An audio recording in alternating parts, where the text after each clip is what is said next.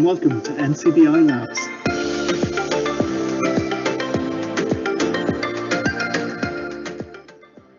So you're very welcome to this week's live event from NCBI Labs. This is Jude Marr here, back in the hot seat this week after Daniel so ably stood in for the last show. I always like listening to the show when I'm not in it. I can rob good ideas from them as well, so glad to hear Daniel doing the show the last time. Daniel, thanks very much for looking after that. Did you get a bit of a taste for it by any chance? I did, Jude, and I tell you one thing, it's safe to say your job is safe. Do you know what? I was so glad to get that on a live event here that you said you did get a taste for it. Can I just reiterate that you did get a taste for it? This will be my backup, my excuse every time now. You can. Great, good to have you with us again this week as well, Daniel. Good stuff. And JP Corcoran is back with us as well this week, and he'll be making sure to keep us up to date with our tech news a little bit later on. Any preview for it, JP? What can we expect in the tech news this week? Sure, Jude, and welcome back to the live event this week, Jude. Great to have you back with us. So for tech news today, we're going to be going through some new commands that we can use offline in iOS 15 with Siri. So we can do lots of things with Siri now offline, like setting timers, alarms, opening up apps, changing our accessibility features and turning them on. But we'll be going through all that later, along with one or two issues that actually come up as well in iOS 15 around using the feature to Siri to check email and send email and check your call history. There's some issues around that as well, but we're going to all that later on the show. Very good, thank you. So we look forward to that a little bit later on as well. And we have regular Joe Lonergan joining us later on as well. So welcome back, Joe. What are you going to be talking to us about today, Joe? Hi, Jude. I'm going to be talking about the Apple HomePod Mini, some of its features, and how it might be useful for you if you're an Apple user. Very good. Excellent. Yeah. So plenty to look forward to on the show, all coming up a little bit later on, of course. And throughout the show, for anyone who wants to get in touch, please do. You can do that through the Q&A panel on Microsoft Teams, or of course, you can email us at labs@ncbi.ie. But first of all, this week, we're going to be talking about Windows 11, among other things. And to help us with that, it's my pleasure to welcome back to the show Senior Program Manager with Microsoft, Stephen Howell. You're very welcome, Stephen. Thank you, Jude. It's lovely to be welcome back. Good to have you back. We had some great feedback about your last appearance on the show, and I just have to apologize for that. Like I'll try and do better this time. You know. Do you know what I was going to say? Don't let that go to your head, because that was also a show that I wasn't on, so that might explain it. I see a pattern emerging here. Yeah, that's it. Yeah, that's it. I tell you what, I'm always quick to big up anybody else who's been on the show. When I haven't been on, the shows have been going so well. So let's go with that. Very good.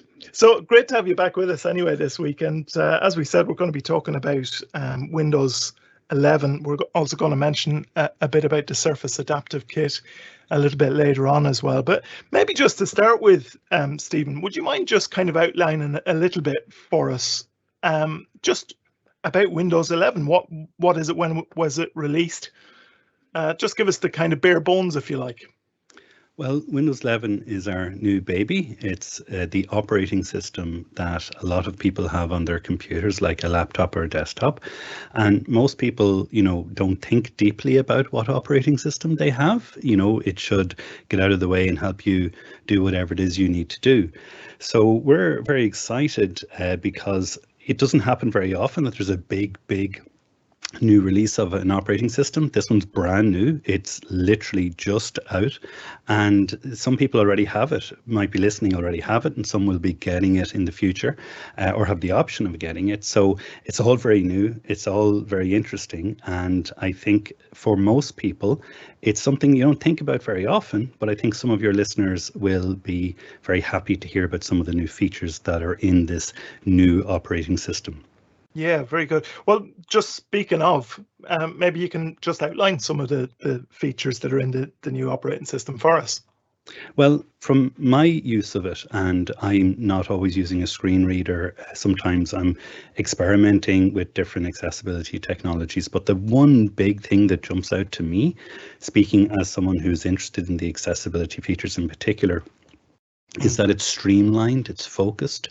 So in the past, there might be accessibility features you wanted, but you had a bit of menu hunting to find the exact right bit of control panel that had the settings that you wanted. And now it's one key press. It used to bring up the ease of access that they called it. Now it's Windows accessibility, you're straight in. And it's not just that sort of visual front end that's been streamlined. Behind the scenes, I don't want to get too geeky and nerdy about the guts of an operating system, but for anyone who's technical out there, any software engineers or developers are interested in it, you'll be interested to hear that the pipelines behind the scenes that do all the accessibility integration with third-party tools, they've been updated as well. So there's been a real focus on making it easier to get started with the accessibility, find the features you want, switch them on and get working with them straight away. So it's been I would say a very clear to me when I'm using it that the polish and the focus has gone into that sort of a user experience. So accessibility is not just oh yeah, by the way, there might be an accessibility feature there in our app that you like. It's front and center in the operating system. So you can get productive straight away without getting lost in the settings. Excellent, very good. And obviously that will be the kind of biggest part of what a lot of people listening in will be interested in. Just as kind of a little bit of a thing to give us context with that, what would be some of the other kind of features, if you were explaining just about how Windows 11 is different from Windows 10 in general, even outside of the accessibility issues? So outside of accessibility, it's actually very similar to what I said. The main thing most people notice when they're using it is that there is a consistent look and feel, which is very, to me, I don't know what word to use. I keep thinking of the word shiny, but I don't think that's the word that I should officially use. But it just seems prettier and it seems to get straight to the point for me.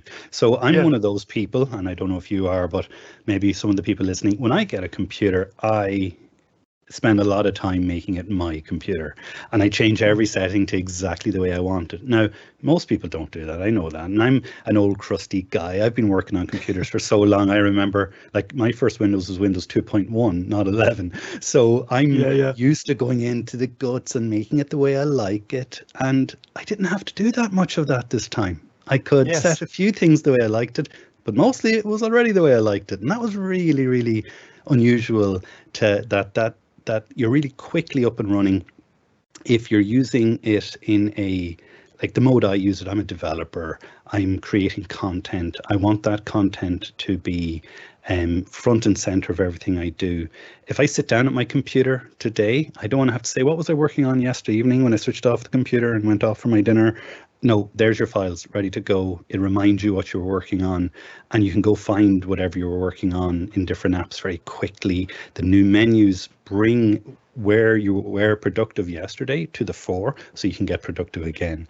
And that's just little things like that. It's the polish, it's the workflow, it's how do you get productive with your computer, because it shouldn't be always noticing the operating system is there. It should nearly fade into the background and let you be productive. And that's what I find I notice about it.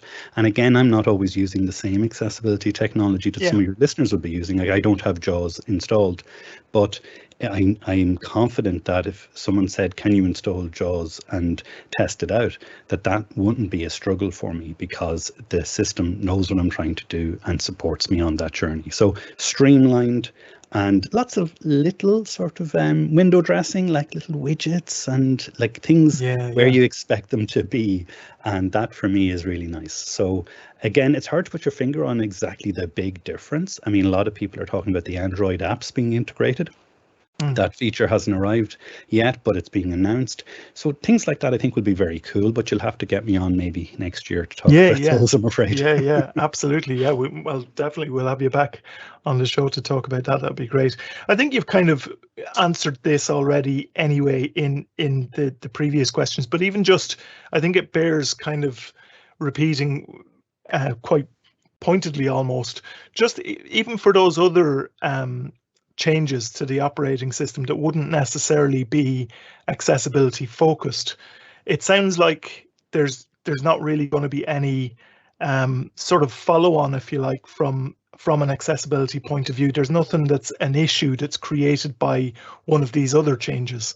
It sounds as if it's quite logical in the way that it's presented, so it won't cause any accessibility issues either. Well, I haven't hit any yet, personally speaking, and I haven't heard of any.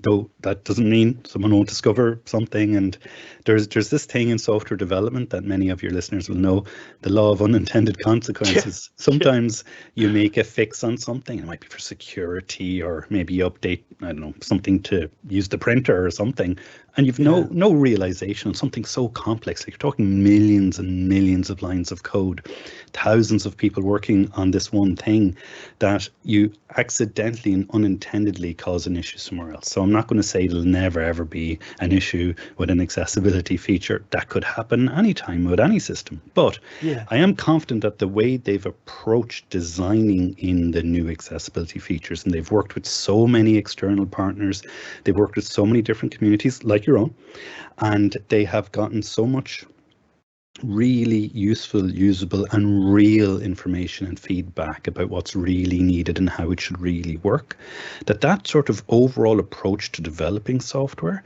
means that there shouldn't be any, there definitely won't be any intentional things broken, you know. And of course there's always new features coming. For instance, we're talking today on Teams, and I've spoken to several people who are listening who contacted me saying, when I try to do this on Teams with this screen reader and this menu, there's this issue. And of course that's amazing, because I wouldn't know that, and I can then feed that back to a team who can then say, oh, we didn't know that, or we did know it, and we'll add it to the list of things that we have to fix or look at. So, you know, it's an evolving process, but so far, if you're comfortable and using Windows 10 and being productive and effective, and all your stuff is working with it, Microsoft's Windows operating system, you know, as I said, I've Windows 2.1 here, and it's famous for being backwards compatible. So it's very, very rare.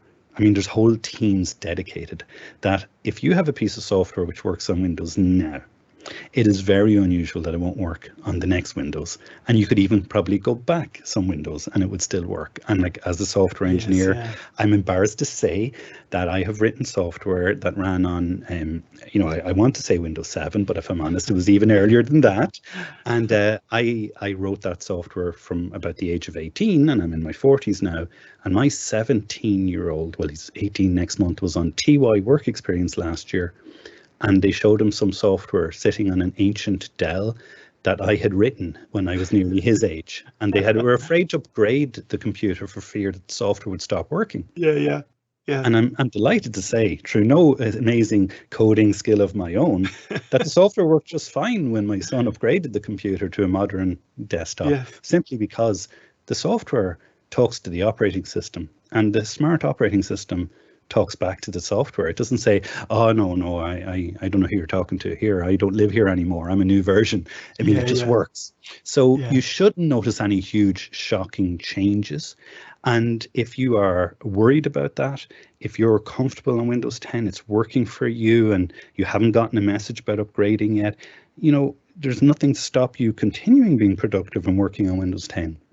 It's not going to stop working tomorrow. I mean, it'll be years of security updates for your Windows 10. It's not as if you're suddenly going to have no computer in the morning if you don't update straight away. So this is something to look forward to in the future. When it comes your way, you can even test it out, and you can figure out, will it do what I need it to do? But it shouldn't be a sudden shock to the system, certainly not. And it hasn't been for me interacting with it, and I would hope it won't be for any of the listeners. And to be honest, we mentioned kind of quite a few times, anytime there's a new version of something brought out or a new product in some way, that feedback is always kind of the lifeblood of making sure that there's kind of the changes that are needed as well. So if there is some sort of thing that plays into that law of unintended consequences, and somebody notices it, feed it back. And look, we love feedback. I mean, genuine constructive feedback, particularly from a community that are doing something specialized like your own, is always welcome. And, you know, it's wonderful to see the feedback that's come in about screen readers and Teams and Windows and Office and everything else, because on the inside, even though you can't see it, you might think it goes and nothing ever happens, but I can actually see it being actioned and looked at. So that's wonderful that it's not just ignored. Your feedback is valued and it is read, and if at all possible, they do try to achieve a good resolution for you. Yeah, very good. There's just a question that's come in there about Zoom text software, which we might mention to you as well. There's a magnifier reader, Zoom text software user here, and are there any issues with that? I don't know if you've had a particular chance to. Well, I'm just checking. Is it the magnifier? Just to clarify, is it the magnifier? I think it's the magnifier Windows? reader. Okay. With Zoom text software. So it's a separate software. So if it's third party, I haven't actually used that, but I haven't on the list of accessibility issues. I haven't seen that on the list, but that doesn't mean it's not there, because I wasn't looking for it and I might have just missed it. But one thing I would say, the magnifier in Windows is there and is working. So if there is any issue, you can test that out. But another one that I use is Zoom It, which is not quite a zooming screen reader. It's more for when you're presenting and you're trying to focus on something. But it's so far so good. No issues there. So if it's working well on Windows 10, I would give as an answer. I would hope that there'd be no issue with it working on Windows 11, but you can actually email the team, and I'll actually share, not email, there's a webinar coming up dedicated on these type of things, and you can actually attend that, and they will probably know better than me on that specific third-party app question. Speaking of which, do you want to give us the details of the upcoming webinar? So it's the Windows 11 accessibility overview, and I'll give a link to it. But Hector Minto, who I think you know, and Jeremy Curry will be presenting. Now, unfortunately, it's on US time, so it'll be kind of late in the evening for us, but not too late, hopefully. So it's October 27th, 12 to 1 in the Pacific time. So that's over in Seattle. But for those of you who are interested in Windows 11 with a screen reader, there's another webinar coming up on November 17th, 12 to 1 again on PST, with Jeff Bishop, Ann Taylor and Brett Humphrey, who all work in Windows accessibility and Teams. And I think there would be no better webinar to attend to get some of those really interesting nitty-gritty type questions that unfortunately I don't know all the details of yet, because I'm still learning and figuring it out. But I'd be happy to share that link, and I think it would be really, really good if anyone listening thought they have an hour free in the evening of October 27th or November 17th. It would be worth attending. Absolutely, yeah, great. And of course, anybody can check back the recording of this interview as well on YouTube or the podcast to get those details as well. So that's ideal. Yeah, brilliant. Now, obviously, kind of we put that question to you. You weren't ready. You weren't particularly ready for that question, because we're talking mostly about the initial kind of phase of the rollout and just the major differences. But we appreciate as well that these things are ones that whenever there's any specifics, it's always going to be awkward in an interview like this, but we'll definitely get back to that. But actually, can I just say, I welcome those questions. I wish I knew the answers, but if I actually knew the answers to every single third-party software that works with Windows, I would be amazing. It's worth understanding that it is quite possible when you have certain combinations of software, computer, hardware, and specialist software that's very useful to you, that you may accidentally be the expert in Ireland on it, even though you have no intentions of it, because you're using something that happens to be unique or specialized. And then there's sometimes something that everyone knows about because it's so commonplace, and you're just using it in a different way to everyone else. And that's happened to me. So I won't always know the answer. But I would encourage anyone listening to ask the question. Don't be Yeah, afraid to absolutely. ask just because I don't know. I don't mind. I That's it. don't know. I'll do my best to answer it if I do know. Exactly, yeah. It triggers us to go and find the answer. So that's a good question. So just before we move on to the Surface Adaptive Kit, for anybody who is sort of thinking, okay, Windows 11, I've heard a bit about it, I like what I'm hearing. How do I upgrade? Is it something that's going to be kind of prompted to them if they're eligible for an upgrade, if you like, or if their system is compatible, or do they need to go out and instigate it? So you can do both, but I would differentiate between the listener who's a user at home, like I am, using their computer, for whatever reason. Maybe it's school, maybe it's college, maybe it's their work, but it's not supplied by work. So it's not your work desktop or laptop. And I know with COVID, a lot of us are working at home and there mightn't be a big distinction between your home computer and your work computer, but many people might still have a personal laptop and a work laptop or a desktop that they go to. And they might have slightly different software set up on it. And maybe they have Windows 10 on their home device because when they bought it in the shop, it came with it. And maybe they have Windows 10 or whatever on their work device because that's what work gave them. And, they said thank you and started working. So to differentiate between the two, your work will decide, your IT people, and you may be the IT person in your work, when Windows 11 gets rolled out to your fleet of computers, and that will depend on each company deciding when, how, and what they do. For the average home user like me, and hopefully like many of the listeners, your computer, if it is possible to run it and compatible and all that, will pop up a message, you are eligible to update, and it's a free update for the home users who are on Windows 10 already. And you can say, yes, I'll update, or you can put it off and you'll still get security updates on Windows 10, but eventually you won't be getting fancy new features that you might want to try out that are only on Windows 11. So you'll have to make that choice yourself. Yes, yeah. For most people, it'll be it's your turn now. Do you want to get this or not? A lot of people don't read those messages, but please read them. And the update is fairly seamless and painless. You mightn't even notice it's happening. I know some people have told me that their computer has to do an update. They didn't read it. They hit yes, the next thing it's all updated and shiny. And they didn't realize the process was that simple.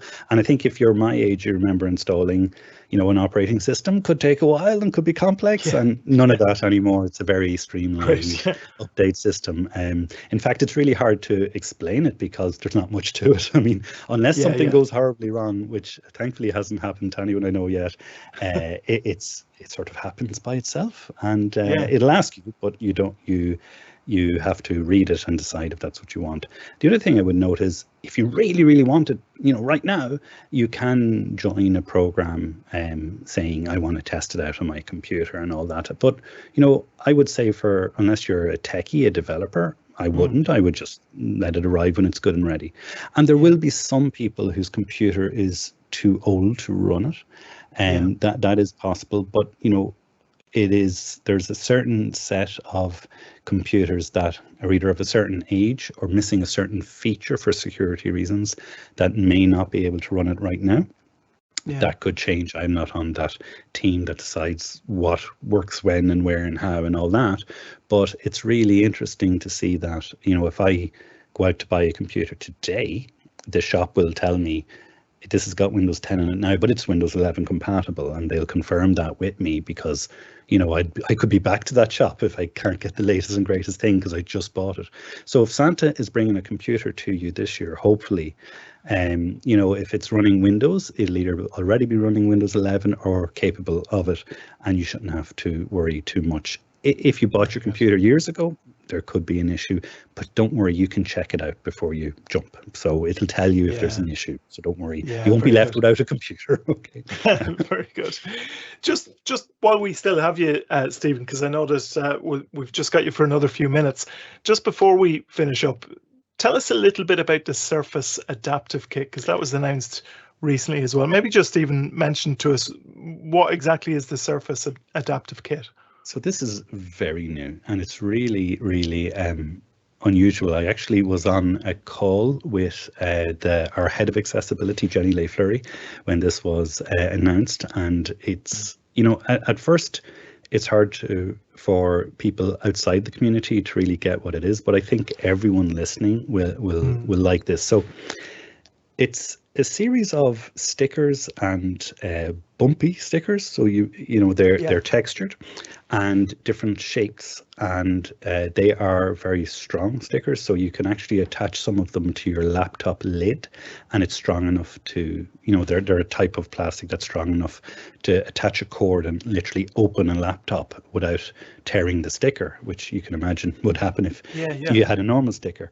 And they're shaped so that they fit keys and certain different keys and different parts of your device. So you might have a bumpy X that's near where your charging port is on the side of your device, and it doesn't, I know it's called a Surface Kit, and they do fit the Surface keys perfectly, but you could attach it to anything as long as the shape fits, as long as you've space to put the sticker. And the bumps are very tactile, I'm told, but I'm going to be honest, folks, they're not out in Ireland yet, and I haven't gotten mine yet. They didn't send me one to try out. But the nice thing about this is that what I'm told from the people who do have them is that the texture is very discernible. You can tell one texture from the other, and there's different shapes, different textures, and the shapes are symbols, so like dots, circles, dashes, and X's. And then there's some, I'm not sure how to properly describe it, but they're like latches, I would call them. So they have places to put a cord. So you could maybe attach them to a device where you need to hold it, and you maybe only have one arm to hold it, and maybe you need to open a laptop lid. And everyone thinks, hey, you just hold the base of the laptop, you hold the lid with your other hand, and you move them apart. Well, what if you've only one arm? I mean, how do you make it so that it's easy for you to open your laptop lid? And this is the type of thing that many of your listeners will be used to putting something that's sticky or textured in places where they need to press, say, maybe a button on their computer that's not obvious which button it is, or it's not, maybe it's very recessed and it's, you have to actually know where it is to press it. It's not sticking out. Well, that's what this is focused on, making it easy for you to customize and find your device. Simple idea. So, nice implementation. They're colorful. They look pretty. I wish I could say I had them on my device. I will have them as soon as they give me one, but they haven't come out here yet. I don't have a release date, so the price in America is very affordable. I'm hoping it'll be similar here, but I don't have prices or release dates here yet. But it's already in the Microsoft Store, which is an online store where you can buy stuff, but there's no price yet. So it is coming. You can see that hopefully it will appear soon, and I will be getting one myself at home here to customize my own devices, and I will definitely update the podcast when they do arrive, but I don't have any yet, I'm afraid. But I look forward to feedback on anyone who does get them as well. Yeah, absolutely. And it certainly sounds like it's an aptly named Surface Adaptive Kit. So it's really useful one that hopefully we'll get a bit of feedback on when people do start getting those as well. So really good to have you on the show with us this week, Thanks Stephen. so Appreciate your time as well. And we look forward to having you back on at some point.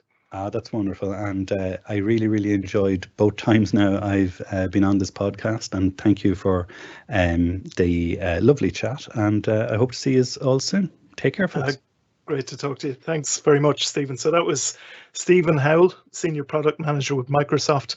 And of course, if you have any questions about what we've been talking about there, you can get in touch with us on the Q&A panel on Microsoft Teams, or you can email us at labs@ncbi.ie. You'll be able to listen back, of course, to that interview as well on YouTube or on any of the podcast platforms as well. Let us know if you've already upgraded to Windows 11 or when the Surface Adaptive Kit comes out. If you have the opportunity to get your hands on that, let us know how you get on with that as well.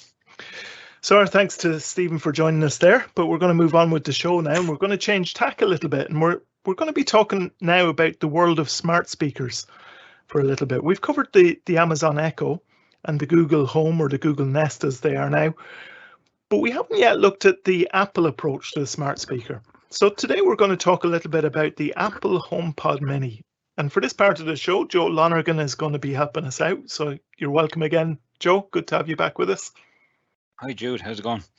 Yeah, not too bad. Not too bad. So, Joe, tell us a little bit about the Apple HomePod Mini. First of all, actually, let's get the most important thing out of the way. Do you like it? I do. I actually really like it. Yeah.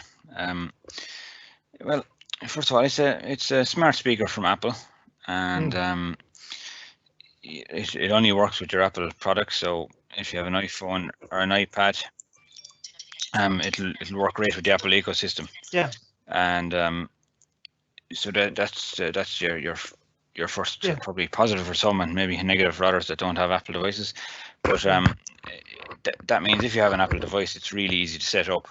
So yeah, you can just hold your iPhone over the device, and it will recognize it's close by, and a little notification will pop up to set up the HomePod Mini, and you'll have to confirm your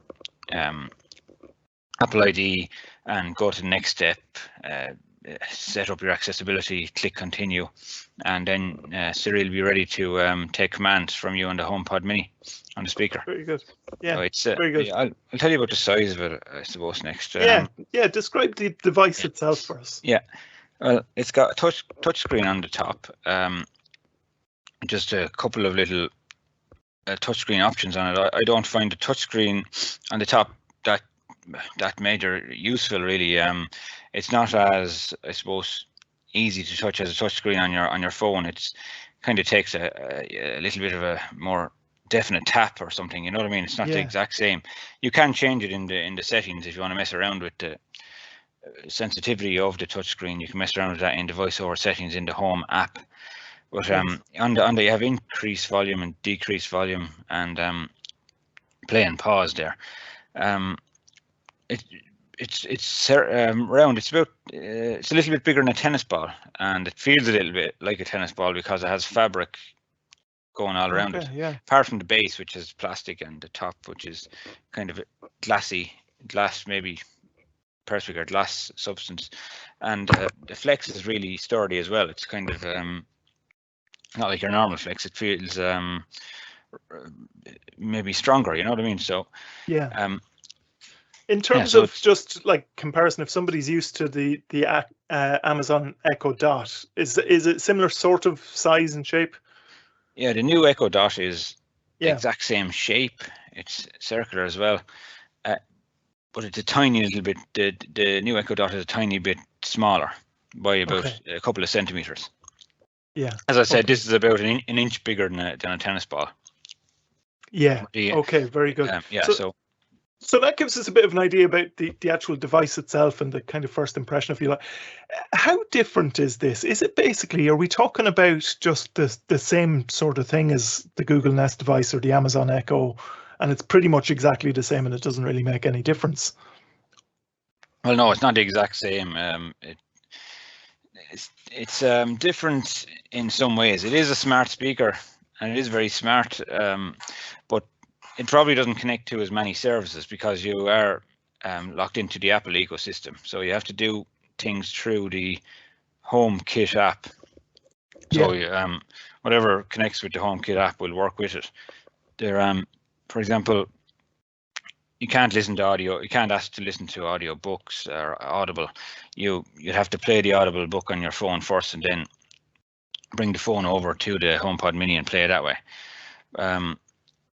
But it does play music. It does listen to radio stations. But I suppose one of the bigger bonuses to it, or has over some of the other speakers, is you can make phone calls on it to any number. You know what I mean? So I suppose with the Amazon Echo Dot or the Google Home, you have to go through Google Duo to make phone calls, and the Echo, you have to use the Amazon Alexa app. And you have to add your contacts through there. Whereas this will, once your phone is in the vicinity, you can just say I don't want to activate it now, but you can say the Siri word and you can make a phone call. I'll demonstrate it now in a minute. But other things you can do on it, you can set timers. You can play ambient sounds in the background, like forest sounds, ocean, nighttime sounds, that kind of thing, just to help you relax, or Yeah. maybe play white noise in the background, maybe help the baby go to sleep, that kind of thing. You can set calendar events on it as well. Excellent. Yeah. As I said, it's really good for Apple users. So you can ask it to find your iPhone if your iPhone goes missing, and it'll play a sound on your iPhone. Very good. And I said, if you subscribe to Apple Music, the sound out of the Apple HomePod Mini is amazing. So for the size of it, really, it is amazing. And again, that's going to be quite an important thing to people when you are getting a smart speaker, and people do use it quite a bit for music. You're going to want the sound quality to be up there as well. So it's good to know that. That's you have a few demos kind of arranged and prepared for us. I think one or two anyway. Joe, you're always a fan of the live demo. Live demos, yeah, never go wrong. I'm always a bit nervous when it gets to live demo Yeah. time, but let's see how this goes. Yeah. So I suppose I'll try by sending a text message. Just so, as I said, it sends a normal text message, and one of the bonuses also over the other speakers, you can also send a WhatsApp message. Yes. So I'll send one to one of our team, John, JP. So I have him down as John Paul here. So I'm going to say, send a text message to John Paul Corcoran. Or sorry, hey Siri, send a text message to John Paul Corcoran. What do you want to say? Hey JP, how are you? I hope you get this message. Your message to John Paul Cochran says, hey JP, how are you? I hope you get this message. Ready to send it? Yes. Yes. Okay, it's sent. Great. I said sometimes it reaction is slightly slow, but it's still fine, you know. So as you see, it does a good job on sending a message. I'm going to call JP, but I don't want him to answer. And then I can check the message then to see did he reply to me. So I'll just show you how I make a quick phone call. I'm going to hang up with Siri before he answers. So I'm going to say, hey Siri, call John Paul Corcoran. Calling John Paul Cochran.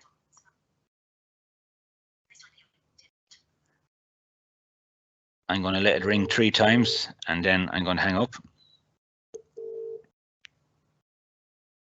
Hey Siri, hang up. Okay. And you see, so you could do that in a normal phone call, as you can imagine. And I find it really good as a desk kind of accessory, an Apple desk accessory, because I can make phone calls on it and put people on obviously loudspeaker, you know, and the microphone is really excellent. It's anybody that has spoke to me on the HomePod Mini has said, are you talking on your earphones or what? You know what I mean? Because it sounds so good, and it sounds good at a distance as well. So, so it's great when you do a demo and you've got JP Corcoran there as the recipient. It's great when he's already on the call here. We can just verify everything, make sure it all works properly. Dude, I was just about to say, I noticed JP muted his microphone, so we couldn't hear his ringtone. We wanted to hear what ringtone he had. Yeah. You'll have to take my word for it that the text message was received and the call was an incoming call as well. But a very handy feature though, Joe, being able to use your voice on the Apple HomePod to be able to make calls, send texts. Yeah, I could imagine that. About reading text messages as well. Yeah, like I can imagine that's really useful for some people, especially anybody who has any trouble accessing some of their things on the phone. I know it's really important to be really proficient on VoiceOver, but sometimes if you want to just to do things hand-free in general, it's handy. I'm going to check the text message now, see did I receive any back. So I'm going to say, hey Siri, read my new text messages. You have new messages from John Paul Cochran and Super Value. John Paul Cochran said, hi Joe, best of luck with the live demo. Would you like to reply? Yes. What do you want to say? Thanks, JP. Your reply to John Paul Cochran says, thanks, JP. Ready to send it? Yes. Okay, it's sent. As you can see, replying to messages is really easy as well. Yeah. No, thanks. Okay. Yeah, let's not hear all the rest of your messages. No, because you don't want to hear what, you know, Super value, all the special offers today. We won't waste your time. Yeah, it's a good thing that was the most recent text message from JP. But WhatsApp messages are really I know it'll be more or less the same thing, but WhatsApp messages, people that's one thing. I don't think you can do that on the other speakers. Maybe I'm wrong, but I haven't seen it been advertised yet as a feature. So at least when you have the HomePod Mini, you can access WhatsApp. So I could say, hey Siri, send a WhatsApp message to John Paul Corcoran. What do you want to say? Hey JP, this is another test message. I hope you get this. Your WhatsApp message to John Paul Corcoran says, hey JP, this is another test message. I hope you get this. Ready to send it? Yes.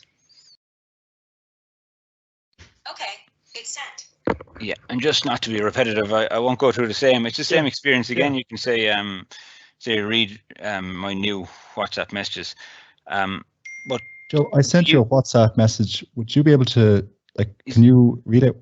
You go on, I'll read it. Okay. Hey Siri, read my new WhatsApp messages. You have new messages in 3 conversations. First, John Paul Corcoran said, hi Joe, what did you order in super value? Would you like to reply? You don't have to, if you don't want, Joe. What do you want to say? Hey JP, it's none of your business. Your WhatsApp reply to John Paul Corcoran says, hey JP, it's none of your business. Ready to send it? Yes.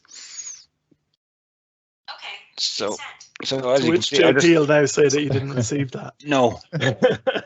Very good. No, so you get the idea. You can get an idea how easy that is to use. You know, it's really absolutely really good. Yeah. And if somebody's used to Siri anyway on their phone, it's kind of basically the same idea, isn't it? The same operation. If somebody knows how to give voice commands like that. Yeah, exactly. Same operation. But to add to WhatsApp there, you can't actually make, well, I tried earlier to make a phone call on WhatsApp. It didn't seem to work. So it does the messages, but I don't think you can do the calls. I can try that again later, but I haven't seen that it worked in the WhatsApp yet. But look, even sending a message in WhatsApp, that's a great feature because everybody uses WhatsApp to chat now. Yeah, absolutely. I think you were telling us about one or two of the other kind of features that differentiate it from the other smart speakers as well, or at least kind of quite good little features. I know that it's not always hard to set up, for example, some of the other smart speakers. It can be fairly easy process. You mentioned earlier about how easy it was to set up the HomePod Mini, bringing your iPhone near to the speaker, and it does the setup of itself. There's something else that works for as well, isn't there? The idea of bringing the phone close to the speaker. Yeah, there's a handoff feature as well. So if you have music on your phone and you played it, for example, on YouTube or something like that, or Spotify, or any other audio that comes out of your phone, even a phone call, you can move your phone over near the speaker and hold it above it, or some people say tap above your phone, like as if you're tapping your card on a machine, basically. You can transfer the audio from your phone onto the HomePod Mini. Okay, so is that something that you can demonstrate for us? I'm going to try and do that now. So I'll see, can I find some music here? I'm going to play something on my phone now. And I'm going to hold it over the HomePod and hopefully this works. Yeah, so it's transferred over now, and I'm going to turn up the volume. Hey Siri, volume 60%. So you probably hear it there now. It's playing Alicia Keys. And if I want to transfer it back, for example, if I was leaving the house and I wanted to put the music back onto my phone and I'm leaving the house, I'm passing by the HomePod, I can hold the phone over the HomePod again. So I'm going to do that now.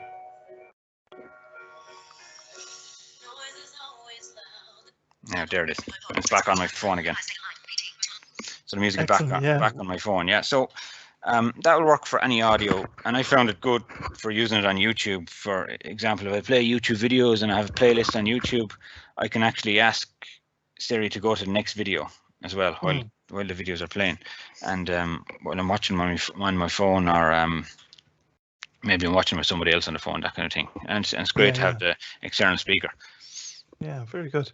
That's great, So- actually, just to get that demo as well, because it's can't obviously see how the action works, but we could definitely hear the difference in the sound quality, so we can tell when it was successful. It wasn't just Joe Lonergan telling us, no, it's all working fine. Actually worked for We once. could tell. Yeah. And radio stations can be a bit quirky on it sometimes. So, for example, playing RT Radio 1, sometimes it goes off and tries to play something from Apple Music or whatever.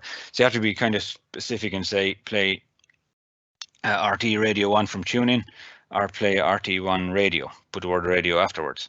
And some radio stations will just play no problem without adding the word radio or tune in at the end. But generally, I add it just to be sure, because it's a quirky thing with little speakers like this. There's always a couple of things you might need to try if the first attempt doesn't work.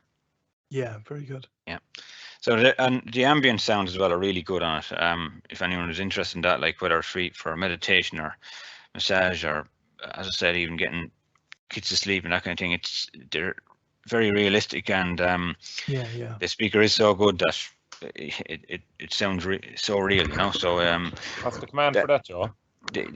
So if you want to say Siri, play forest sounds, and then you can say, if you want to hear all the rest of the sound, just say Siri, play next, and then keep saying next until you go through all 5 different sounds. I think it's 5 or maybe 6 at the moment. Very good. Very good.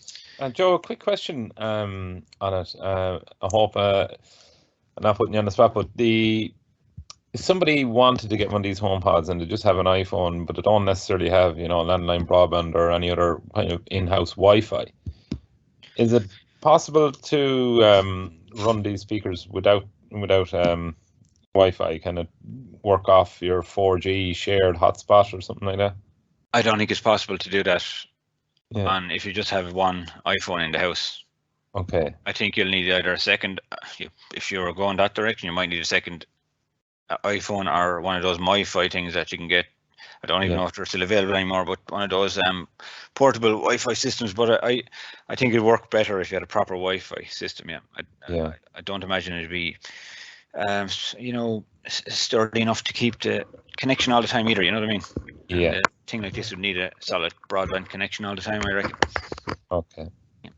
Joe, I have something else, another question if you don't mind me asking, because I know you use different smart speakers besides Apple HomePod. You have, Google and Amazon.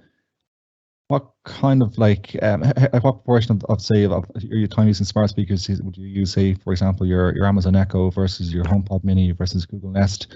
Or do you have particular features that you'd focus on one? So, for example, the calls, text, would you work more with the Apple HomePod Mini, and then for music you might use another one, or how do you work that out? I find I use the HomePod Mini. Lately I've been using it for music, and I've also been using it as an office speaker because of the calls feature. Whereas the Echo, I use a lot for some of the other features, like it has Audible on it, Audible books. It connects to well, I've connected it previously to a lot of the smart home things in my house, and it connects to a lot of other different services. So as I said, the Echo is in the game a little bit longer, and it seems to have allowed a lot more external services in. But there might be a few hoops to jump through for the Apple one, but you still can connect to most of the services, and you can also connect Siri shortcuts to it. So there's a shortcuts app on your iPhone, and you can run Siri shortcuts from the HomePod Mini. So there is ways of doing everything with the HomePod Mini. There just might be one or two little hoops you have to jump through. So that's probably both sides of it, I think, Yeah, it's a good overview of the HomePod Mini as well. It gives us a good sense of its strengths and maybe weaknesses, depending on what sort of ecosystem you're a bit invested in already. Yeah, well, that depends. Yeah, that's the thing. It only came out in the summer, so a lot of people are already invested in some other ecosystem, so it's a little bit late to the party as such. But it is possible to connect it. So, for example, I can show an example of maybe turning the heating on. I'll just give that little demo there. So, hey Siri, turn up the heating downstairs. Okay, warming to 24 degrees Celsius. Okay, we're going to be roasted downstairs. I can also lower the heating, so I can say, hey Siri, It's a good thing. lower the heating downstairs. Okay, warming to 5 degrees Celsius. Yeah, or well, lowering it to 5 degrees. I don't think we can go that low downstairs, but thankfully, but you get the idea. So that's connected to a Hive thermostat, and you can connect it to lots of other different thermostats. Like I love that you were saying that you can lower the heating as well, because if you were stuck with only ever increasing the heating, you'd be well roasted out. Yeah, that's true. The only thing I can do. Yeah, you can stop. You can boost the heating as well. You can stop it. If you want to set a schedule, you'll have to go through the app, that kind of thing. Yeah, other things we can do on it. Yeah, I might have mentioned that you can set reminders, you can set timers, you can set the calendar event, which will sync with your calendar on your iPhone. Yeah. Very good. That's very good. I think it gives us covered most of the things that. It gives us a good overview of the HomePod Mini. We hadn't really talked about it too much since it came out, so it's good to get that overview and get an idea of the main functions and some of the little differences as well between that and the other offerings that are out there as well. So thanks very much for taking us through that, Joe, and all the demos went well. You're welcome, Joe. Thank you. Always nice when the demos come off without a hitch. Went well as usual. Thanks. That's it. You've always got faith in those live demos. I always got faith in the Wi-Fi. Yeah, that's it. Yeah. Meanwhile, while I pick myself up off the ground in relief that it's another live demo has worked, we'll move on to the last little bit of our show, because we're nearly at the end of our show today, but we do have our tech news to cover as well. And JP, you were telling us a little bit about this earlier, but tell us a bit more about the changes with Siri. That's right. There's two things I'd like to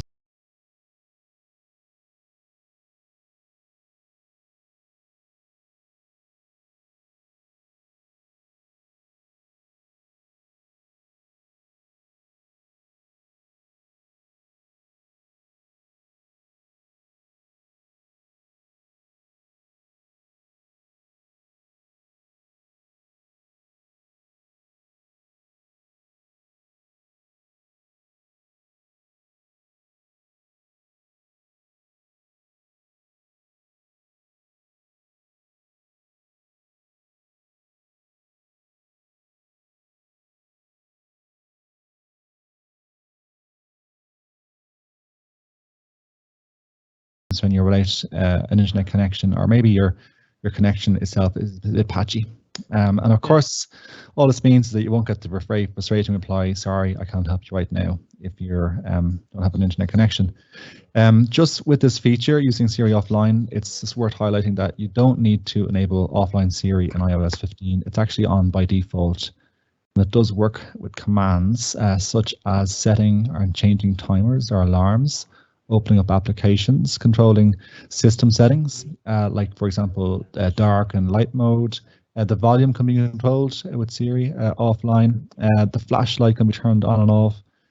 Most probably significantly on the show today is accessibility features, like voiceover can be turned on and off with Siri offline.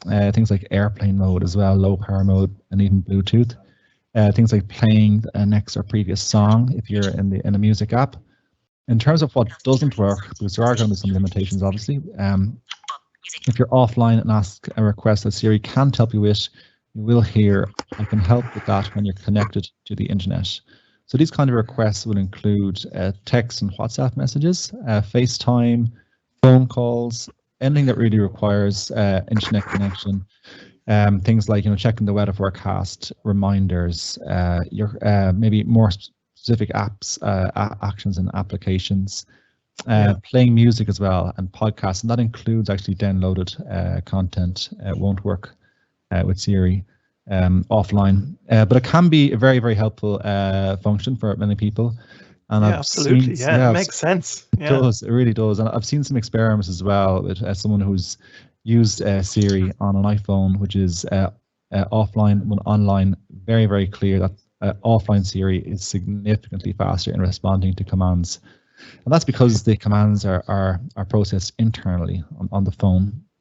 It's Just anything a quick one with that, JP, and you mightn't have an answer for this, but it's just if you're online and you ask the same sort of things as it can do offline, does it default to the offline mode? Like by default, it will give you the quick answer instead of trying to connect to the internet. Faster. That's my understanding, dude. It does. However, if an internet connection is required, that's my understanding. But maybe don't hold me to that. But yeah, as I say, it's any iPhone with an A12 chip, which I think is the iPhone XS and upwards.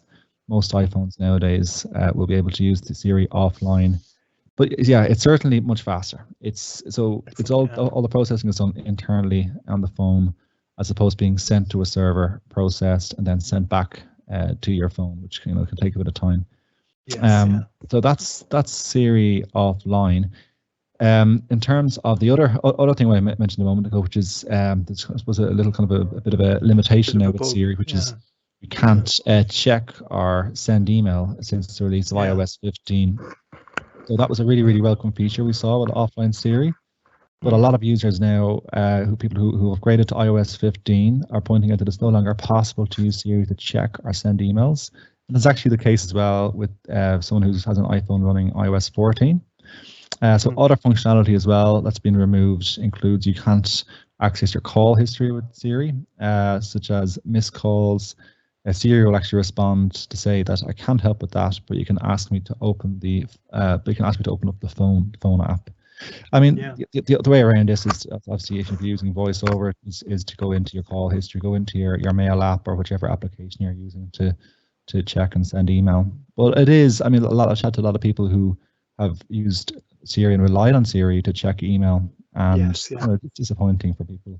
And I suppose that's the thing, is that if you're using VoiceOver anyway, you're kind of able to get by without an assistant, without a virtual assistant or whatever, but you've got that assistant in Siri, and if it's suddenly not able to assist you with something that you might rely on it, that's it's a little bit exactly. difficult.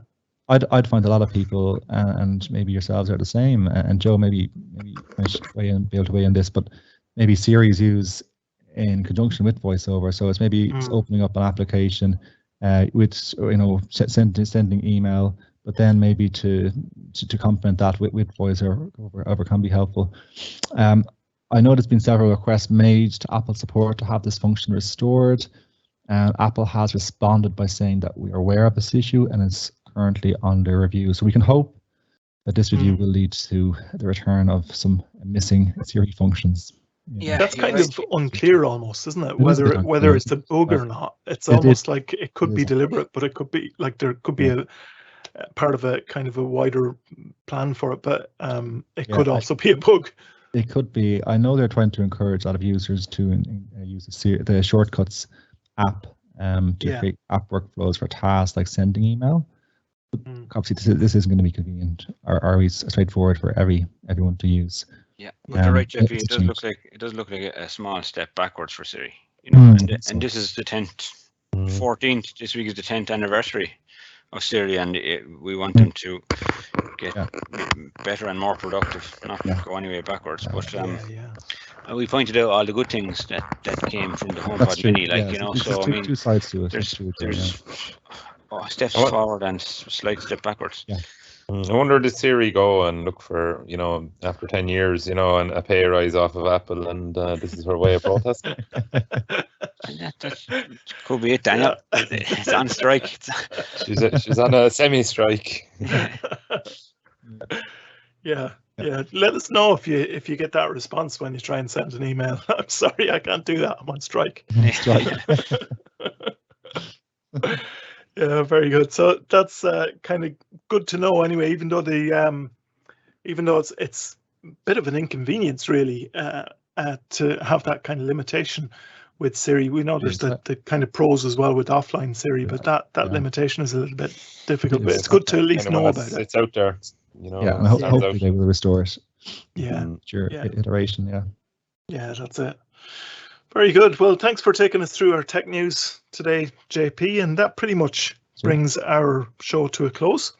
So hopefully you've enjoyed today's show. And just a reminder again, of course, that if you need technology assistance, you can get support from the labs team from 9 to 5, Monday to Friday on 1800 911 110, or you can email labs@ncbi.ie, or you can access our wider services on 1850 33 43 53, or email info@ncbi.ie. And of course, we always appreciate your support of NCBI. If you'd like to make a donation to help support our services, you can do that through donate.ncbi.ie. Just before we go, just a reminder of what we're going to be talking about in future live events. We're going to be talking about Amazon Show. So that feature, that function is going to be discussed in our next live event, which is going to be on October the 26th. I think the date is wrong just on the slideshow there. So October 26th, 2 weeks time at 2:30. We're going to go through that. So we look forward to that in 2 weeks time. We're also going to be talking about the variety of smart glasses. Now that'll be in one of our future shows. We're going to just talk about some of the different types of smart glasses that are out there. Are they any good? What are they best for?